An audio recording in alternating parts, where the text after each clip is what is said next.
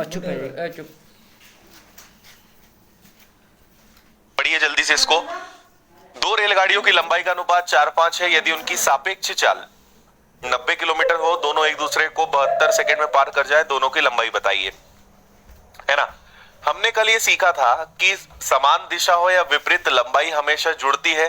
नीचे आप relative speed रखते हो, समान दिशा होगी तो घटेगा, विपरीत दिशा होगा तो जुड़ जाएगा। और दोनों एक दूसरे को पार करने में जितना भी समय लेंगी उसको हम यहां लेते हैं। तो उनकी लंबाई तो हमें पता नहीं, तो हम उनको ले लेते हैं 4x और 5x। है ना। उनकी सापेक्ष चाल है 90 किलोमीटर प्रति घंटे। इसको मीटर प्रति सेकंड में बदलना है तो 5/18, और दोनों एक दूसरे को 72 सेकंड में पार कर जाती है। तो ये हो जाएगा आपका 9x, ये हो जाएगा 5 बार और 25, और इसका गुणा कर देंगे हम किसमें, 72 में। 9 से ये कैंसिल हो जाएगा, 8 बार 25 अठे 200, मतलब x की वैल्यू कितनी आ गई, 200। x की वैल्यू 200 है तो आपने एक को 4x माना था, तो 4 गुणा 200, एक ट्रेन की लंबाई हो जाएगी 800, और एक को आपने 5x माना था तो 5 गुणा 200, मतलब एक की लंबाई हो जाएगी 1000। ये आपका आंसर है, एकदम आसान। ठीक है, 800 और 1000, ऑप्शन सी। बताइए किसी को समझ में नहीं आया हो तो।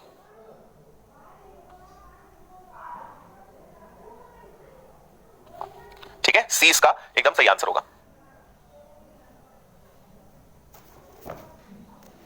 ठीक है, चलो आगे बढ़ेंगे। तो एकदम आसान क्वेश्चन था, बस इतना आपको सॉल्व करना था। चलिए क्वेश्चन नंबर 13।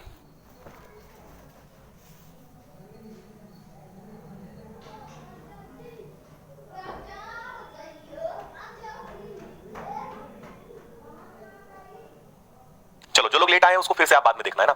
दो ट्रेन जिनकी लंबाई 1000 और 800 है, एक ही दिशा में जाती हैं, एक दूसरे को 90 सेकंड में पार करती है। विपरीत दिशा में जाती है तो 18 सेकंड में पार करती है, दोनों की चाल बताइए। देखो, दो ट्रेन है, जब समान दिशा में जाएंगी सेम डायरेक्शन में तो अलग, और विपरीत दिशा में जाएंगी तो अलग, दोनों का अलग अलग सिस्टम चल रहा है। समान दिशा में हमें पता है कि हमेशा उनकी लंबाई तो जुड़ती है, तो एक की लंबाई 1000 है, एक की लंबाई 800 है ना। और दोनों की स्पीड हमें नहीं पता है, लेकिन दोनों एक दूसरे को 90 सेकंड में पार करती है, ये पता है। अगर ये विपरीत दिशा में जाए, है ना, तो 18 सेकंड आ जाएगा, मतलब ये तो कॉमन रहेगा 1000, और ये हो जाएगा 800, ये हो जाएगा आपका S1 प्लस S2, और विपरीत दिशा में जाए तो दोनों 18 सेकंड में पार कर जाती हैं। अगर आप में से कोई ऐसा है जिसने कल की क्लास नहीं ली थी, पहले दिन वाली क्लास ट्रेन की, तो आज वाली क्लास आप मत देखिए, आपको समझ में नहीं आएगा, है ना।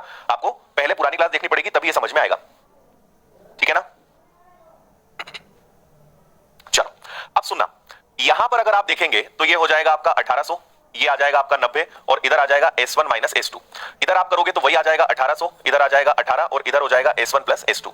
अच्छा, इसको अगर आप सॉल्व करोगे तो ये 20 बार कटेगा, तो S1 माइनस S2 की वैल्यू 20 है। इसको कैंसिल करोगे तो 100 आ जाएगा, ये S1 प्लस S2 की वैल्यू है। तो अब आपके लिए बहुत ही आसान क्वेश्चन हो गया है। S1 प्लस S2 100 है ना, और S1 माइनस S2 कितना है, 20 है। क्या आप इसको हल कर सकते हो? तो जब आप इसको हल करोगे ये कैंसिल होगा, ये आ जाएगा आपका 2S1, और ये आ जाएगा आपका 120। ठीक है, यहां जगह नहीं है, मैं इधर लिख देता हूं, इधर लिखाएगा नहीं। 2S1 इज इक्वल टू 120, ये कैंसिल होगा, तो आपको पता चल गया कि S1 की वैल्यू कितनी है, 60। आपको ये भी पता है कि दोनों का योग 100 है, तो अगर एक 60 है तो दूसरा कितना होगा, दूसरा 40 हो जाएगा। क्या एक अगर 60 है तो दूसरा कितना हो जाएगा, 40, तो S2 की वैल्यू आ जाएगी 40। 60 और 40, ऑप्शन बी। ठीक है, 60 और 40 करेक्ट।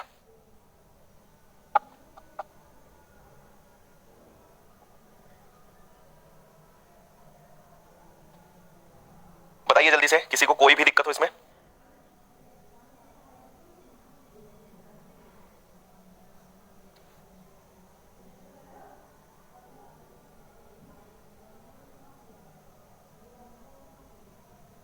देखो, समान दिशा का फॉर्मूला होता है L1 plus L2 S1 minus S2 बराबर में टाइम। विपरीत दिशा का फॉर्मूला होता है L1 plus L2 S1 plus S2 बराबर में टाइम, है ना। तो हमें दोनों की लंबाई पता थी, समय पता था, लंबाई पता है, समय पता है। S1 माइनस S2 की वैल्यू यहां पे हमें 20 पता चल गई, यहां S1 प्लस S2 की वैल्यू 100 पता चल गई। तो S1 plus S2, S1 minus S2 cancel हो गया, 2S1 बराबर 120, S1 की वैल्यू 60। क्योंकि दोनों का योग 100 है, एक अगर 60 है तो दूसरा 40 होगा, इसलिए हमारा आंसर कितना आ रहा है, 60 और 40। ठीक है, आगे बढ़ेंगे, इसको देख लीजिए।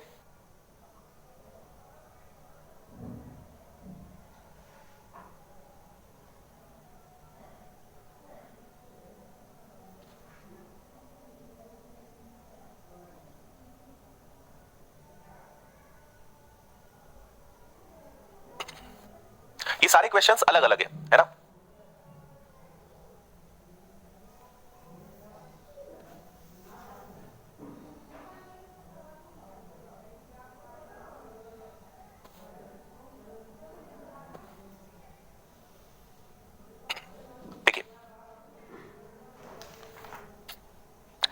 ट्रेन एक व्यक्ति को 20 सेकंड में पार करती है, उतनी ही लंबाई की एक दूसरी ट्रेन उस व्यक्ति को 40 सेकंड में पार करती है। दोनों ट्रेन विपरीत दिशाओं में चले तो एक दूसरे को कितनी देर में पार करेगी? हमें एक बात पता है कि दोनों ट्रेन की लंबाई बराबर है ना? अगर पहली वाली ट्रेन एक आदमी को पार करती है तो उसे 20 सेकंड लगते हैं। तो आपको इसकी चाल पता है क्या? नहीं पता है। तो जब भी ऐसा क्वेश्चन आए कि लंबाई, एक ट्रेन की लंबाई दूसरी ट्रेन की लंबाई की दुगनी है या दोनों ट्रेन की लंबाई बराबर है, तो आपको क्या करना है, यहां पे कुछ ना कुछ मानना है ना? एक ट्रेन जब आदमी को पार करती है तो 20 सेकंड लगते हैं, दूसरी ट्रेन पार करती है तो 40 सेकंड लगते हैं। इन दोनों को देखते हुए कुछ ना कुछ एलसीएम लेकर आप मान लो। तो 20 और 40 का एलसीएम कितना होता है? 40। तो हम मान लेंगे कि इस ट्रेन की लंबाई भी 40 मीटर है और इस ट्रेन की लंबाई भी 40 मीटर है। आप 40 ले लो, 80 ले लो, 120 ले लो, 400 ले लो, 800 ले लो, कुछ भी ले लो, आंसर सेम आएगा। कभी भी हम अगर मानेंगे तो कुछ भी मान सकते हैं, आंसर में कभी चेंज नहीं आता।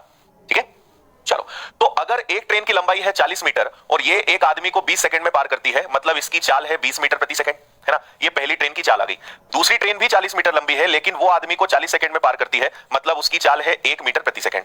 तो अगर दोनों ट्रेनें विपरीत दिशा में आ जाए तो विपरीत दिशा का फॉर्मूला क्या होता है? L1 plus L2 S1 plus S2 equal to time. तो दोनों ट्रेन की लंबाई कितनी आ जाएगी? 40 प्लस 40। दोनों की चाल कितनी आ जाएगी? 2 और 1 3, और इधर आ जाएगा टाइम। तो ये हो जाएगा आपका 80/3, और 80 में अगर आप 3 का भाग दोगे तो 3 दूनी 6, 3 छंग 18 और बचेगा 2/3। तो 26 सही 2/3 सेकंड का समय लगेगा। ये आपके क्वेश्चन का आंसर है, ऑप्शन बी।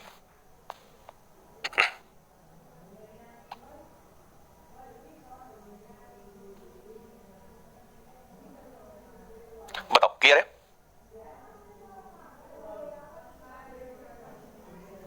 S1 S2 में भी रख सकते गरिमा, आंसर सेम आएगा।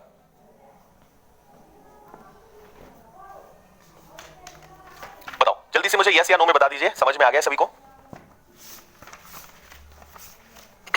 देखो एक बार और बता रहा हूं मैं आपको, समय को देखते हुए कोई ना कोई वैल्यू मानना है। तो आप क्योंकि दोनों ट्रेन की लंबाई बराबर है तो हमने ऐसी संख्या मानी जिसमें 20 का भी भाग जाए, 40 का भी। तो 40 मीटर लंबी ट्रेन 20 सेकंड में आदमी को पार करेगी, मतलब उस ट्रेन की चाल है 2। वही ट्रेन एक दूसरी ट्रेन उसी आदमी को पार करती है 40 सेकंड में, मतलब उसकी चाल है। तो दोनों ट्रेनें अगर विपरीत दिशा में आ जाए तो लंबाई हमेशा जुड़ती है। तो L1 plus L2 40 plus 40, S1 plus S2 2 और 1 3 का भाग दिया, दोनों एक दूसरे को पार करेंगे 26 सही 2/3 सेकंड में। ठीक है, चलो आगे बढ़ेंगे। फिर एक थोड़ा सा, कल हमने ये वाला क्वेश्चन किया है, उसी से मिलता जुलता एक क्वेश्चन है। अच्छे से आप पढ़ेंगे तो आपसे बन सकता है, नहीं बनेगा तो एक बार में जब मैं समझाऊंगा तो समझ में जरूर आ जाएगा। लेंथ अगर डिफरेंट होती तो हम अलग अलग लेंथ भी मान सकते हैं। सपोज करो इस क्वेश्चन में बोलते हैं कि एक ट्रेन की लंबाई दूसरी की दुगनी है, तो एक को 40 दूसरे को 80 मान लो, एक को 100 दूसरे को 200 मान लो। दुगना बोलेंगे तो दुगने का कुछ भी मान लो, है ना? हाँ, आज के सारे क्वेश्चंस अलग अलग हैं।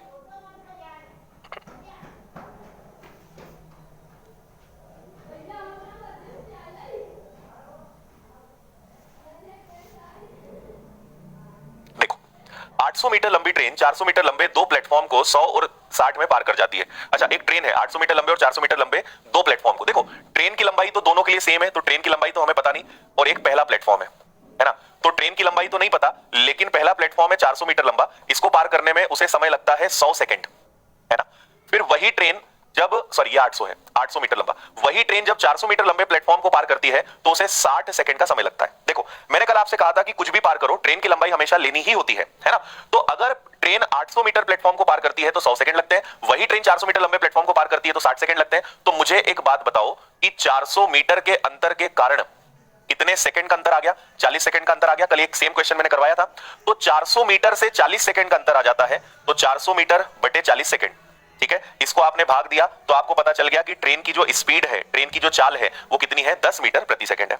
अब इस 10 का गुणा आप या तो इसमें कर दो या इसमें, किसी में भी कर दो, तो हम इसमें कर देते हैं। देखो x प्लस 800 जो है, इसको पार करने में ट्रेन को 100 सेकंड लगते हैं और उसकी चाल कितनी है? 10, है ना? तो 10 सेकंड तक अगर चलेगी तो ट्रेन टोटल चलेगी 1000, 1000 में से 800 अगर प्लेटफॉर्म है तो 200 मीटर लंबी होगी ट्रेन। ये आपका आंसर आएगा।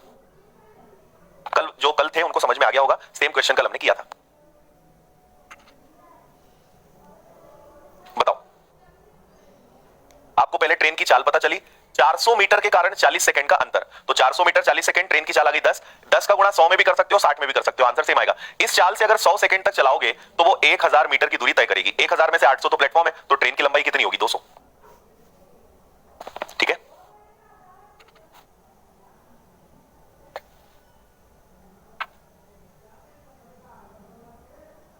क्लियर?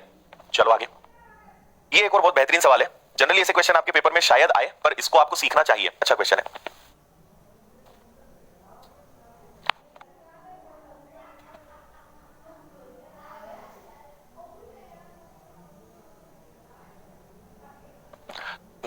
रेलगाड़ी समान दिशा में जा रही है जिनकी चाल 90 और 54 है। तेज गति से चलने वाली ट्रेन धीमी गति में चलने वाली ट्रेन में बैठे व्यक्ति को, इस बार क्या है, एक ट्रेन दूसरी ट्रेन को पार नहीं कर रही है, एक ट्रेन दूसरी ट्रेन में बैठे व्यक्ति को पार कर रही है ना, और उसको पार करने में कितना समय लगता है, 18 सेकंड। तो तेज गति से चलने वाली ट्रेन की लंबाई क्या होगी? अच्छा, दिशा कौन सी है? तो आपको बोला है समान दिशा। समान दिशा का फॉर्मूला क्या होता है? L1 plus L2 S1 minus S2 बराबर में टाइम। ये आपका समान दिशा का फॉर्मूला होता है। अब मैं आपको एक बहुत अच्छा रूल बता रहा हूं, इस बात को बहुत अच्छे से सुनना। हाँ, x प्लस 400 से भी निकाल सकते हैं, बिल्कुल। चलो देखो, एक चीज याद रखना कि जिस ट्रेन के अंदर व्यक्ति बैठा होगा, जिस ट्रेन में व्यक्ति बैठा है, उसकी लंबाई हमेशा क्या लेते हैं? 0 लेते हैं, है ना। कभी भी याद रखना, जैसे एक फास्ट ट्रेन है, एक स्लो ट्रेन है, इस स्लो ट्रेन के अंदर एक आदमी बैठा है, तो एक्चुअल में हमें उस स्लो ट्रेन से मतलब नहीं है, पर क्योंकि आदमी को तो हवा में चला नहीं सकते, इसलिए हम उसको जबरदस्ती ट्रेन में बिठा रहे, लेकिन हमें मतलब आदमी से है। तो क्योंकि हमें मतलब आदमी से है, तो हमें इस ट्रेन से कोई मतलब नहीं है, इसलिए कभी भी आदमी फास्ट ट्रेन में भी बैठ सकता है, आदमी स्लो ट्रेन में भी बैठ सकता है। आदमी जिस ट्रेन में बैठेगा उसकी लंबाई हमेशा 0 लेंगे, क्योंकि हम उस आदमी को पार कर रहे हैं, ना कि पूरी ट्रेन को। तो ट्रेन की लंबाई अगर दी हुई है तब भी 0 लेना, ट्रेन की लंबाई से हमें मतलब ही नहीं है, ठीक है ना। तो देखो, आपको बोला है दो ट्रेन समान दिशा में जा रही है, तो एक फास्ट होगी एक स्लो होगी, तो आप केवल फास्ट की लंबाई लेंगे, क्योंकि स्लो के अंदर तो आदमी बैठा है, उसको हम 0 ले लेंगे, है ना। फास्ट ये हो गया, और एक आपकी स्लो ट्रेन हो गई, और स्लो ट्रेन को हम 0 लेंगे, इसलिए मैं उसको नहीं लिख रहा हूं। एक की चाल है 90, एक की चाल है 54 और किलोमीटर प्रति घंटे में है, तो इसको मीटर प्रति सेकंड में बदलना होगा, और दोनों एक दूसरे को पार करने में कितना समय लेती है? 18। तो फास्ट ट्रेन की लंबाई क्या होगी? इसको उधर ले चलते हैं। 90 में से 54 अगर गया तो ये आ जाएगा आपका 36 गुणा 5/18 और गुणा में 18, है ना। ये आपका कैंसिल हो जाएगा, 18 से 18 गया, 36 पंजे होता है आपका 180 मीटर। तो जो फास्ट ट्रेन है उसकी लंबाई है 180। खत्म।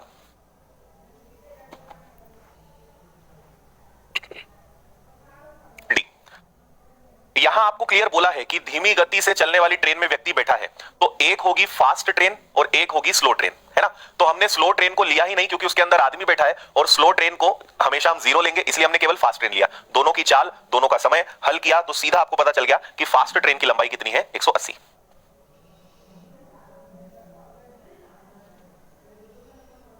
हाँ बिल्कुल पारुल, चाहे वो फास्ट में बैठे या स्लो में बैठे, जिस ट्रेन में व्यक्ति बैठेगा, फास्ट हो या स्लो, उसको 0 लेंगे,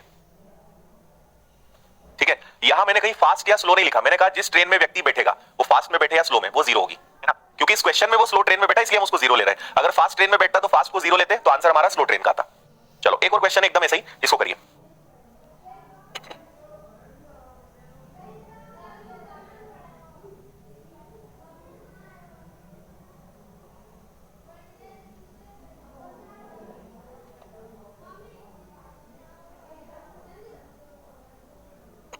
स्लो की लंबाई नहीं पूछेंगे कभी। देखो फिर से समान दिशा है, तो समान दिशा का फॉर्मूला होता है L1 plus L2 S1 minus S2 बराबर में टाइम, है ना। अच्छा, एक ट्रेन की लंबाई है 200, एक की लंबाई है 200 और एक की लंबाई है 450। एक की चाल है 42 और एक की चाल है 60। ऑब्वियस सी बात है कि ये फास्ट ट्रेन कहलाएगी, क्योंकि स्पीड ज्यादा है, इसकी स्पीड कम है, तो ये स्लो ट्रेन कहलाएगी। अब देख लो आदमी किसके अंदर बैठा है? तेज गति से चलने वाली ट्रेन धीमी गति से चल रहे बैठे व्यक्ति को, मतलब स्लो ट्रेन के अंदर बैठा है। तो स्लो ट्रेन के अंदर अगर बैठा है, तो मैंने आपसे पहले भी कहा था, भले लंबाई दी रहे, उसको हम 0 लेंगे, है ना। तो फास्ट ट्रेन की लंबाई कितनी है? 450। स्लो ट्रेन की लंबाई नहीं लेंगे। एक की स्पीड है 60, एक की स्पीड है 42, तो दोनों को एक दूसरे को पार करने में कितना समय लगेगा? तो 450, दोनों का अंतर आ जाएगा 18 गुणा 5/18, 18 से 18 कट जाएगा, 450 को आप 5 से भाग देंगे, तो दोनों ट्रेन एक दूसरे को 90 सेकंड में पार कर जाएगी। ये आपका आंसर है, ए।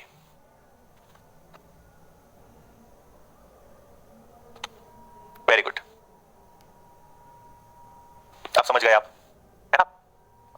इससे फर्क नहीं पड़ता आदमी किस में बैठा है, आदमी स्लो में बैठा है, इसको 0 लेंगे, फास्ट में बैठा है, इसको 0 लेते, इसको हम सॉल्व करते हैं। पर क्योंकि दोनों क्वेश्चन में वो स्लो ट्रेन में बैठा है, तो स्लो ट्रेन को हम 0 लेंगे, क्योंकि हम ट्रेन को पार कर ही नहीं रहे, हम तो उस आदमी को पार कर रहे हैं, इसलिए हमें आदमी से मतलब है, और आदमी की लंबाई होती नहीं, इसलिए उसको 0 लेते हैं, ठीक है। और 0 रहेगा तो उसको लिखने की जरूरत ही नहीं है। चलिए इसको पढ़िए, ये एक बहुत अच्छा क्वेश्चन है, लॉजिकल।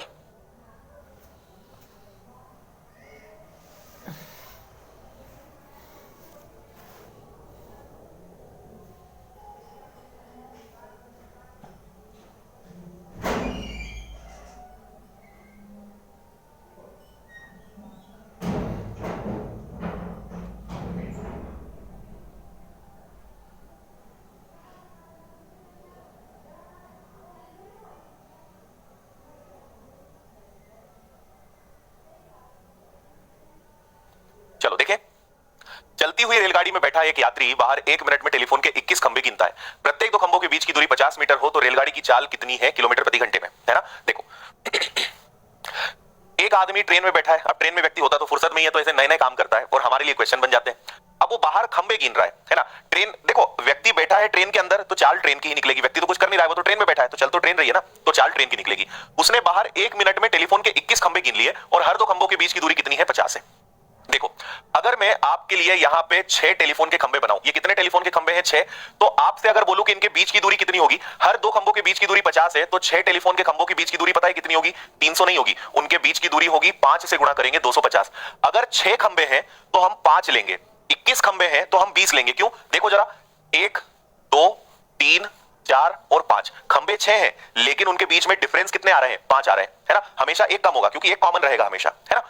तो आप ये बताओ कि अगर इसी प्रकार के 21 खंभे होंगे तो 21 खंभे में अंतर कितने बनेंगे, 20 के अंतर बनेंगे, और हर दो खंभों के बीच की दूरी 50 मीटर है। मतलब उस ट्रेन ने 1000 मीटर की दूरी तय करी, है ना भाई। 50-50 मीटर की दूरी है, 21 खंभे हैं तो 20 बार अंतर आएगा, और हर दो खंभों के बीच की दूरी 50 है, तो 20 अंतर में कितनी दूरी आ जाएगी, 1000 मीटर। तो ट्रेन ने 1000 मीटर की दूरी तय करी, और किस चाल से, तो कितने सेकंड में, 1 मिनट में। 1 मिनट में मतलब 60 सेकंड में। इसको अगर आप हल करोगे तो यह आ जाएगा 100/6 और मीटर पर सेकंड। लेकिन आपसे चाल मीटर प्रति सेकंड में ना पूछकर किलोमीटर प्रति घंटे में बोला है, तो इसको हम किलोमीटर प्रति घंटे बदलने के लिए किससे गुणा करेंगे, 18/5 से, है ना। तो इसको सॉल्व करेंगे, 6 से कैंसिल होगा 3 बार, 5 से कैंसिल होगा 20 बार, और 20 दिया 60, तो वो जो ट्रेन चल रही है उसकी चाल है 60 किलोमीटर प्रति घंटे। ये आंसर।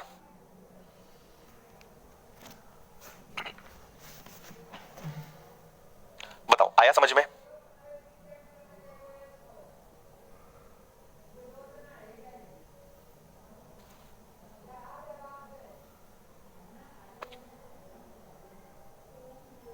ठीक है, 60 आंसर आ जाएगा। ये लॉजिक था बस। 21 खंबे हैं तो 20 जोड़े लेंगे, 50 खंबे होंगे 49, 100 होंगे तो 99, एक कम करेंगे। और आप खुद ऐसा बना के देखो ना, 6 खंबे हैं तो 6 खंबे हमने लिए, तो उनके बीच का अंतर कितने का आया, 1 2 3 4 5, एक अपने आप कम हो जाएगा।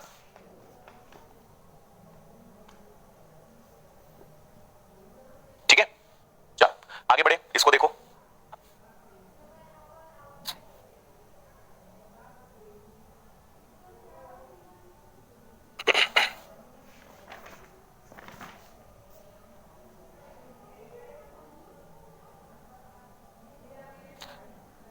चलो इसको अच्छे से पढ़ो, ये भी एक अलग क्वेश्चन है, थोड़ा सा हाई लेवल का है, बाकी सीख लो, शायद आपके एग्जाम में ना आए, बाकी सीख लो।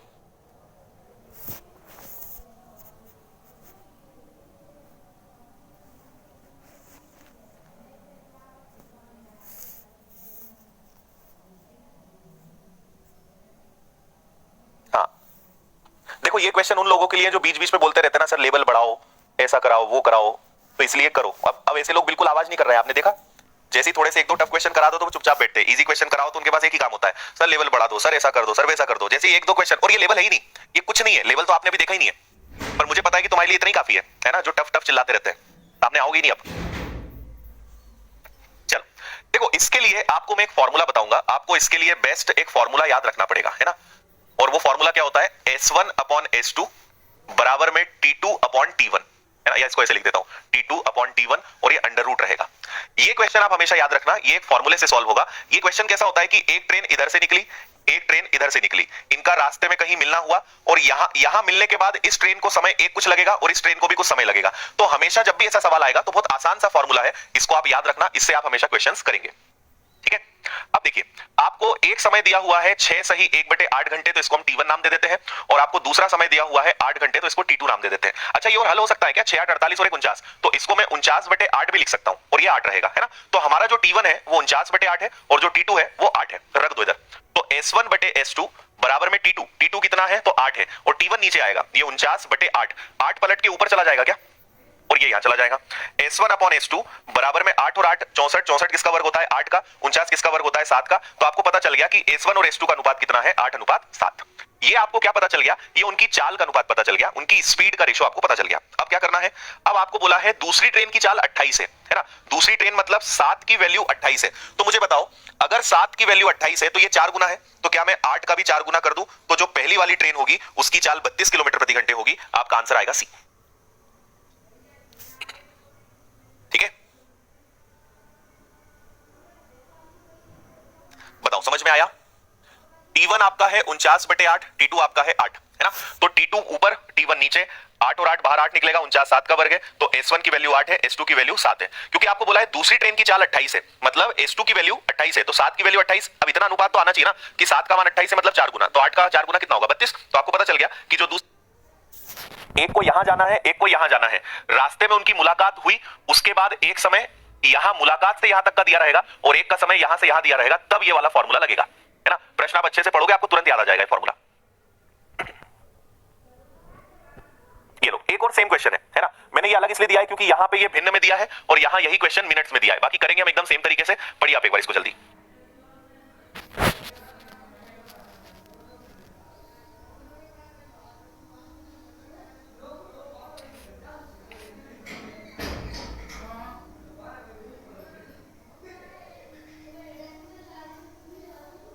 ठीक है, T1 कितना है आपके पास? T1 है 6:40 और T2 कितना है? वो है आपके पास 3:45। अब देखो, आप 6 घंटे 40 मिनट और 3 घंटे 45 मिनट को चाहो तो पूरा मिनट में बदल लो, है ना। कुछ घंटे और मिनट है तो आप इसको पूरा मिनट में बदल सकते हो। ठीक, मुझे बताओ कि 6 घंटे का मतलब, इसको मैं 60 से गुणा कर दूं तो ये आ जाएगा 360 मिनट प्लस 40, मतलब ये आ गया टोटल कितना? 400 मिनट, है ना। इसी प्रकार इसको अगर मैं 60 से गुणा कर दूंगा तो ये आ जाएगा आपका 180 प्लस 45, मतलब ये आ जाएगा आपका 225 मिनट। इतना ठीक है। अब हम इसको हल करेंगे तो S1 अपॉन S2 बराबर में T2 ऊपर आएगा तो पहले T2 225 और नीचे आएगा 400 और ये वर्गमूल 225 किसका वर्ग होता है? 15 का। 400 किसका वर्ग होता है? 20 का। ये और कट सकता है तो ये कटेगा 5 से 3 बार, 5 से 4 बार। तो आपको पता चल गया कि S1 और S2 का जो अनुपात है वो कितना है? वो है 3:4। चलो इतना ठीक है। अब दूसरी ट्रेन की चाल 60 है, दूसरी ट्रेन की चाल 60 है, मतलब 4 का मान 60 है, तो 4 का मान 60 है तो 1 का मान 15, 15 चौक 60 होता है ना, तो 15 का गुणा इसमें कर दो तो 15 दिया 45। तो जो आपकी पहली वाली ट्रेन है उसकी चाल कितनी है? 45 किलोमीटर प्रति घंटे। Option D.